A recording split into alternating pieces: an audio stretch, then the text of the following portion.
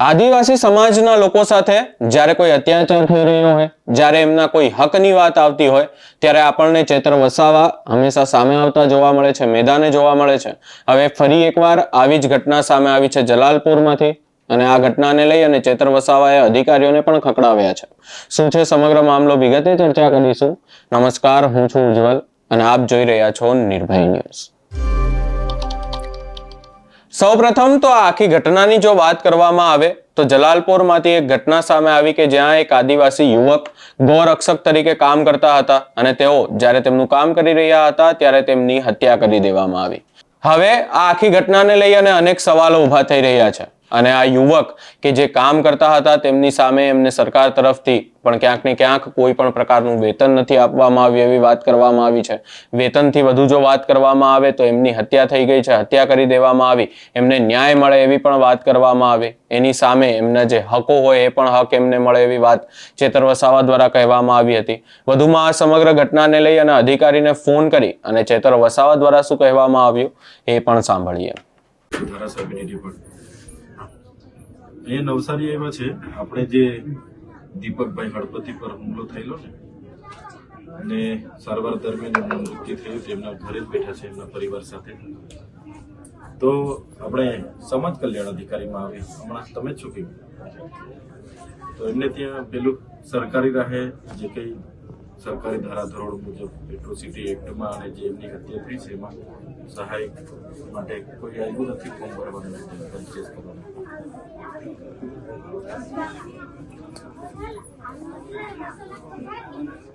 હા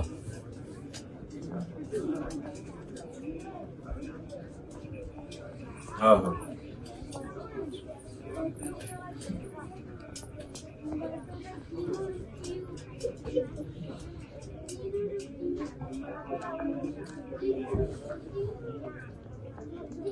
સારું સારું, મને જણાવો ને. એના ઘરે જ બેઠા છે, એમના ફાધર પણ છે મરનારના, એમના પત્ની પણ છે અને એ લોકોએ કીધું કે કોઈ અધિકારી આ રીતના નથી આવ્યા, અમારું નિવેદન પણ નથી લીધું, પંચકેસ પણ નથી કર્યું અને કોઈ પણ જાતના ડોક્યુમેન્ટ કે અમારા બેંક એકાઉન્ટના ખાતા કે કંઈ પણ નથી માંગી આવ્યું છે.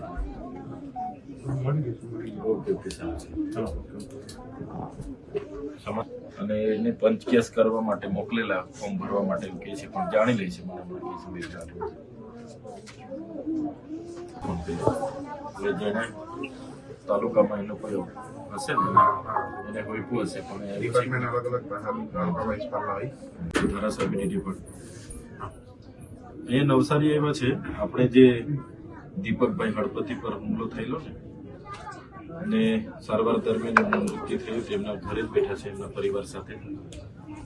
તો આપણે સમાજ કલ્યાણ અધિકારીમાં આવી હમણાં તમે જ શું કીધું, તો એમને ત્યાં પેલું સરકારી રાહે જે કંઈ સરકારી ધારાધોરણ મુજબ એટ્રોસિટી એક્ટમાં અને જે એમની હત્યા થઈ છે એમાં સહાય માટે કોઈ આવ્યું નથી ફોર્મ ભરવાનું, પરચેસ કરવાનું.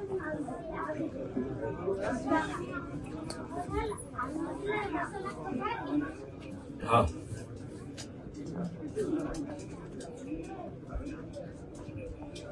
હા હા